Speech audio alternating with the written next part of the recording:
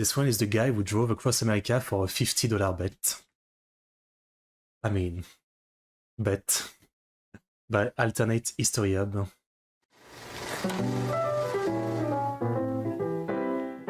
In a private social club, a lively debate was about to begin. Club members were fixated on a discussion about cars. The question was whether these new horseless carriages could ever replace the horse. But it wasn't much of an argument, because most of these club members agreed that the car was a fad, a trend that would only temporarily remain relevant before people came to their senses. Now, this might seem silly today, but honestly at the time, most believed it. This was 1903. Almost nobody owned a car. For the most part, they were just too expensive. The cheapest budget models would usually cost $650 or so, which was about a year and a half of the average worker's salary. And this was the low-end stuff. If you wanted a nicer vehicle, average worker's salary. And this was...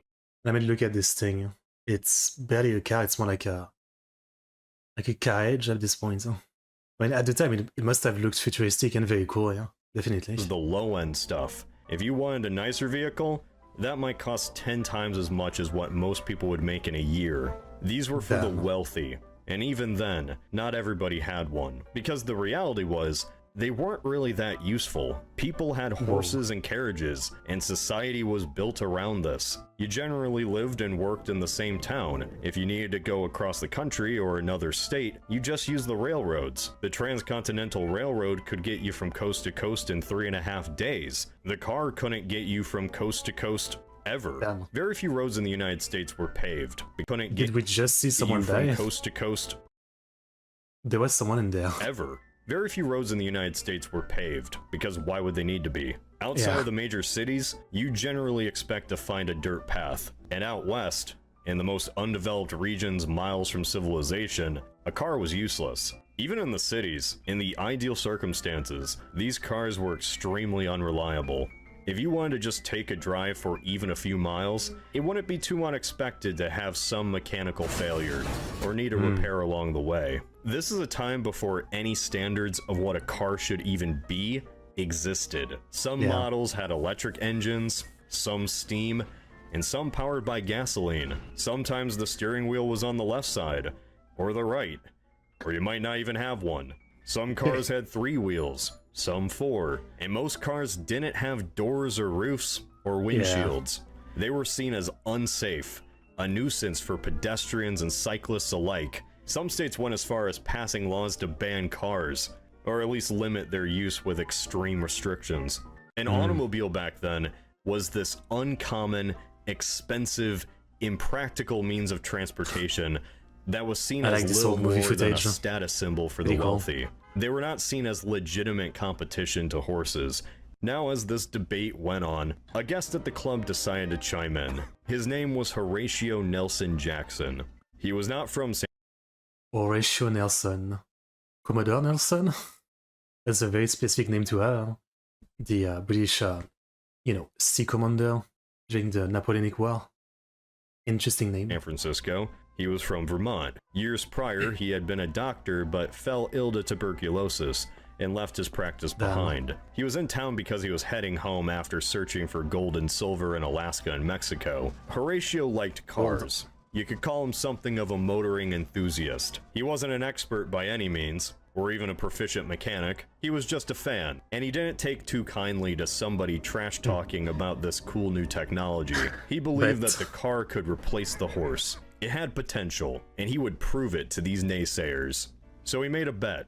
The wager was for $50, and he claimed he would get a car and drive it from San Francisco to New York City in under 90 days.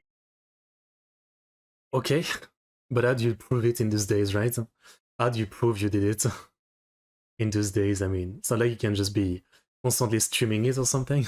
This seemed unreasonable to the members of the club, because it had never been done before, and people had tried, Every car manufacturer would love to have made the first car to drive across the country, and some had gone through great planning and expense to try and make it happen, but they never could. It was just too difficult. The infrastructure did not exist. How could you cross the Great Plains? What if the car broke down? How would you get repairs in a timely manner? Even with seemingly unlimited funds and months of meticulous planning, these corporate-sponsored teams couldn't come close to driving across the United States. And then this guy, this random guy, is betting that he'll be the first to do it, with no experience, or training, or motivation, beyond the fact that he wants to do it. So they accepted the bet.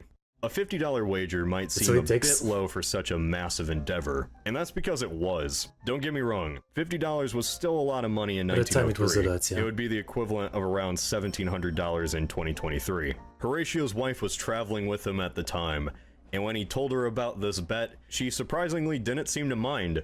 She wasn't gonna ride along with him, she just took the train back to Vermont. He was going to need somebody to join him in this adventure.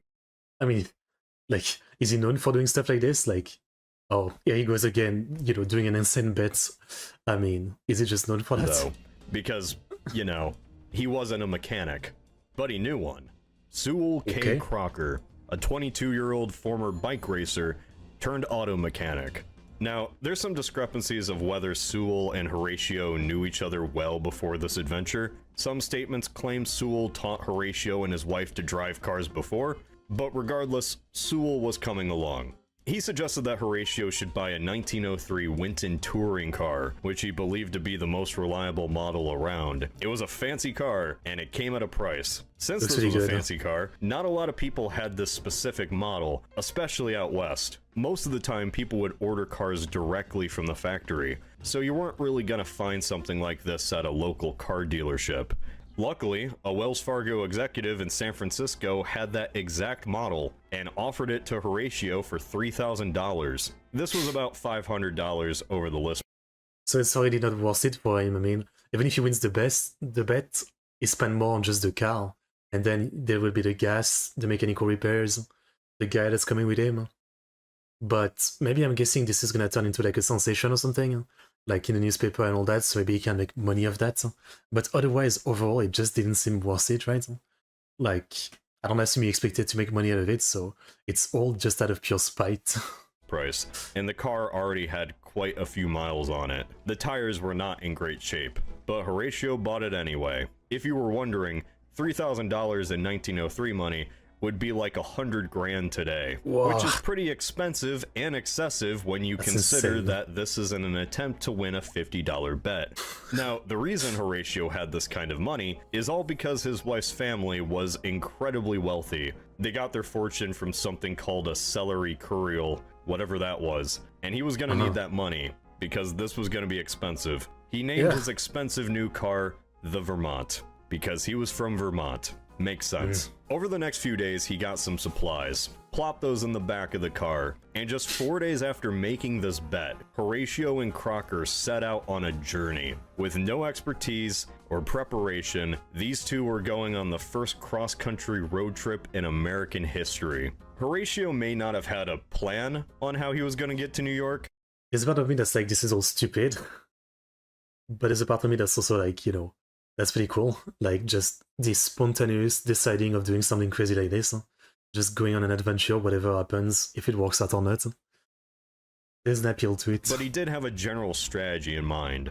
He wanted to avoid the roughest terrain, the mountains, the deserts, so from San Francisco, they just went north. Pretty quickly, the true scale of this challenge became apparent. Almost immediately, the car needed repairs, and it would continue to need repairs every few miles. The Winton's top speed was a humble 30 miles per hour, but it wasn't like they were going to reach that on the rough roads in the west. This was going to be a slow journey. As they went through the first few towns, they started to get quite a bit of attention from the locals. Not because they were trying to make history by crossing the United States in a car.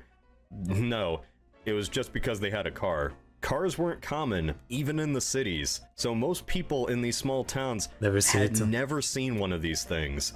They didn't even know if they would see one again.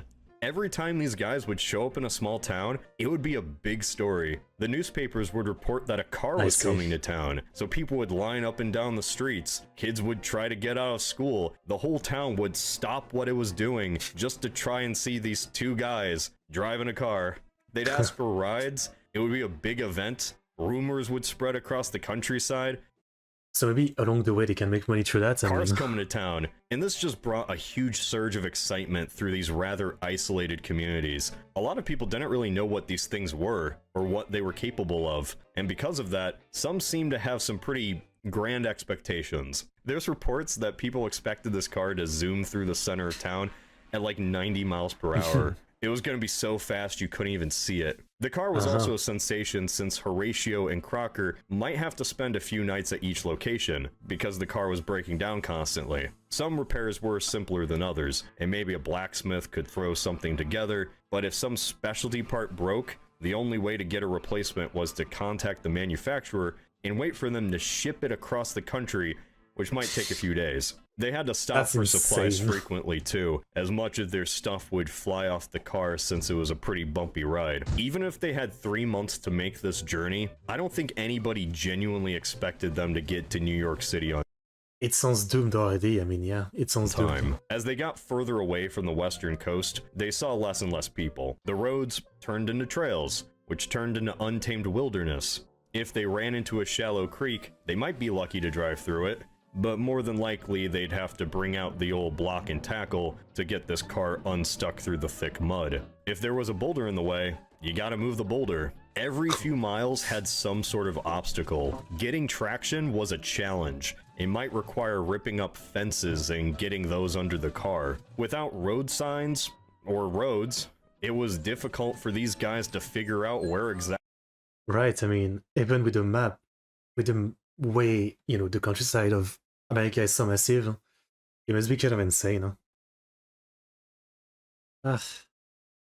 I don't know how they made it. This all sounds beyond insane. Exactly they were going, which sometimes resulted in some backtracking until they found their bearings. The best case scenario was to run into the railroad tracks, which they could then take to cross some of the more difficult terrain. In the lesser populated areas, they would come across people who hadn't seen another human in weeks, and relied on their generosity for lodging and food. But sometimes, nobody was around. They might go days without eating, and this all became pretty dangerous when you consider the possibility that the car was constantly breaking down. On occasion, the car would just come to a halt, and there was no easy way to fix it on the road, so they'd have to hope that somebody would just come along and find them. At one point, this assistance came from a guy on a horse, who then had to tow the car back to town with his horse. Because this is 1903, obviously there weren't any gas stations. They'd have to find local shops that sold fuel for farm equipment and hope that they didn't get swindled by opportunistic businessmen. The weather could also be quite an issue. Even just driving normally, the crew wore goggles since, you know, there wasn't a windshield. But without a door, without any protection, they were stuck in the rain, thunder, or worse, with nowhere to run. Most days Horatio wrote back to his wife, who he called Swipes for some reason. He kept telling her, well, it's been pretty rough so far, but I'm sure once we get to the next town, it's gonna be a lot easier. And he just kept saying that for every new town, and it never got easier. In the most remote regions of the sparsely populated West, the car became even more of a spectacle. Sometimes... I mean, I'm still surprised that she is still going at this point, huh? He keeps saying that they keep needing to make repair, right? Huh? I mean, it's insane that it's even holding. I don't know. It's too much of a spectacle. They encountered a man who had likely never seen or even heard of a car before, and he was so scared by this mysterious oncoming vehicle that he scrambled to set his horses free. He thought it was a train that had derailed, and it was coming straight for him. Horatio left his jacket in a hotel in Idaho, and when he realized that, he drove back to the town to retrieve it. When he got there, a man asked him if he wanted a new mascot for his journey. It was a dog. His name was Bud. Bud was a good dog. He traveled the countryside wearing these goggles, and people just loved him. Why wouldn't they? He was a dog riding a car. To get from San Francisco to Cheyenne, it took 42 days. At that pace, there has to be a movie about this. This feels like this would be a great movie. The prospect of making it across the country in under 90 days seemed less realistic. but they carried on anyway. You see, this road trip was about to turn into a race.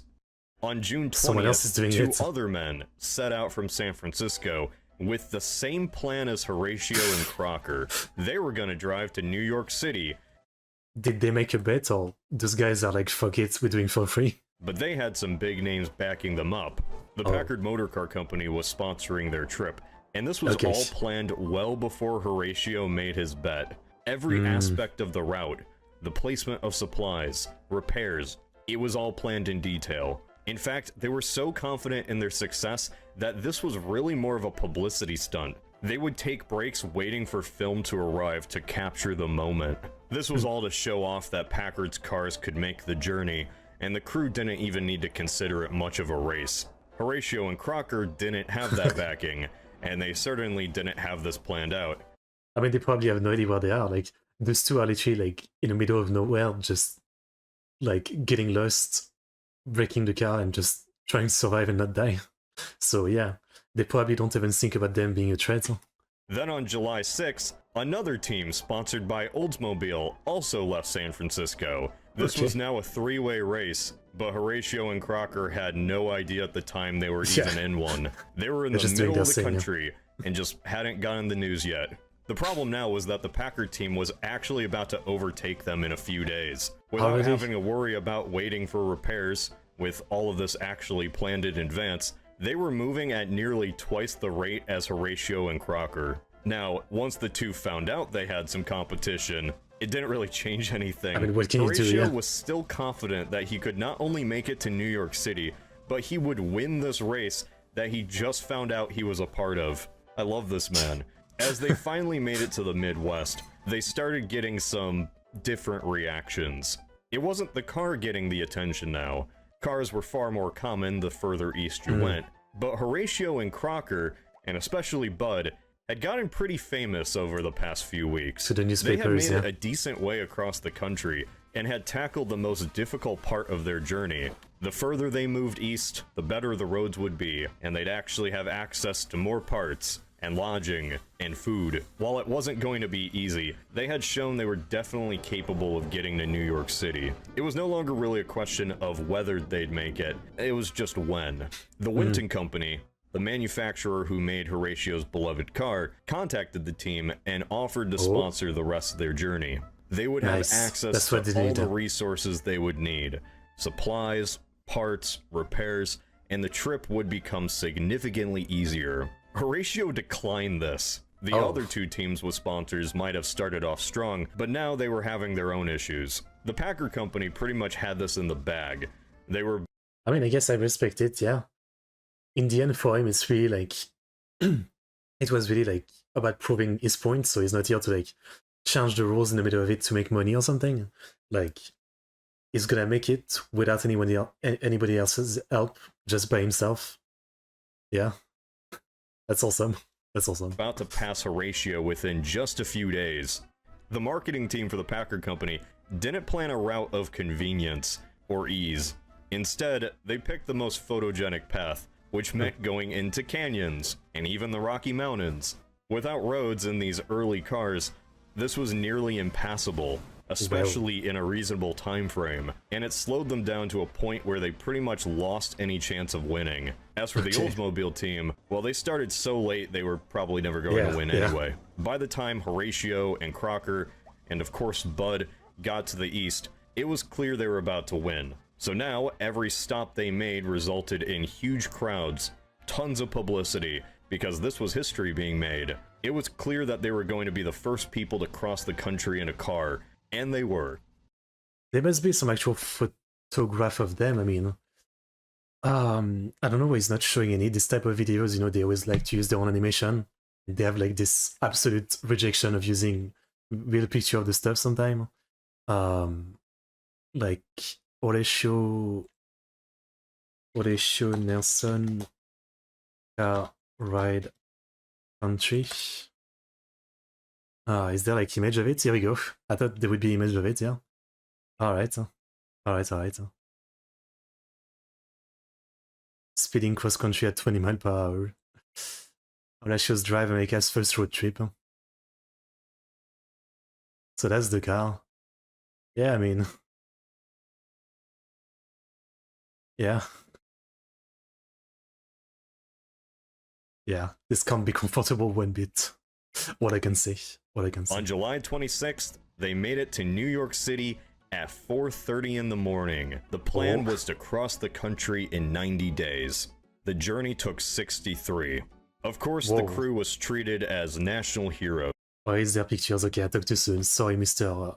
History. I talk too soon. Okay, okay. Dog, though. The freaking dog. The Vermont was now a modern marvel. This machine had taken men from one side of the country to the other. Sure, it wasn't as fast as the railroads, but they did it in their own way. While their journey was incredibly difficult, it showed something about the car that few people realized before that point. It had a purpose. It gave you a sense of freedom. These guys picked their own route, visited all the towns they wanted to, moved. I mean, technically, you could do the same with an horse. At the time, you could definitely do the same thing with an horse. Move through the country on their own terms, rather than being forced on a straight path. And because of this, because a car could go across the country, this machine that was disregarded by many as a toy or novelty kinda became something more. Now after this whole adventure, Horatio went home with his wife to Vermont, in the Vermont, which still kept breaking down. He never collected the $50 bet, which makes sense honestly. This was never about the money, but he did. Yeah, but come on. Like, they did not want to see the face of the guy who lost the bet. End up spending a lot of money. Throughout all of this, he had spent $8,000, which in today's money is about $274,000. With the constant repairs, the incredibly inefficient fuel consumption, lodging costs, food, paying for Crocker to do all of this, it added up. But it proved that you could drive across the country if you really, really wanted to. Eventually, the Packard and Oldsmobile teams made it to New York. The Oldsmobile team was the slowest, but they had a cheeky way of trying to make the most out of this. They dipped their car tires in the Atlantic to try and claim that they had actually gone from the Pacific Ocean to the Atlantic. Okay. So you know, that's the one that actually counts. The Packard team managed to make it in less time overall than Horatio, but they were still in second place.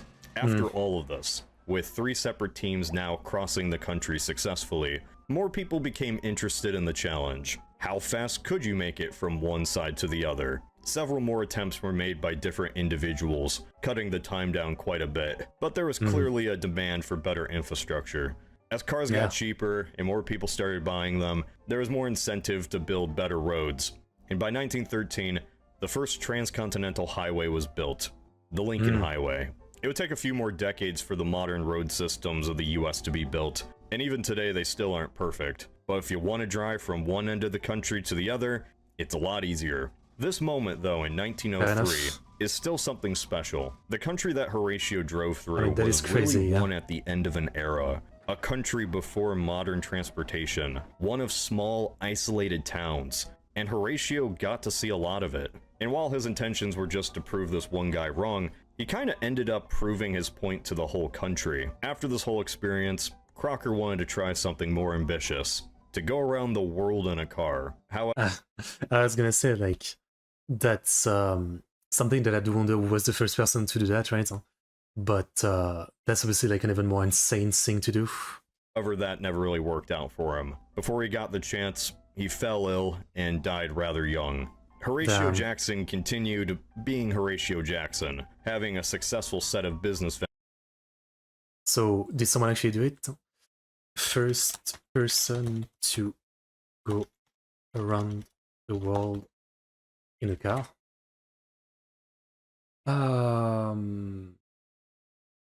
The first person... What am I finding? Like, what is the kind of car did Jesus drive? Okay. Was the first to travel the world by car. 19th century. Okay. 300 cars. Okay.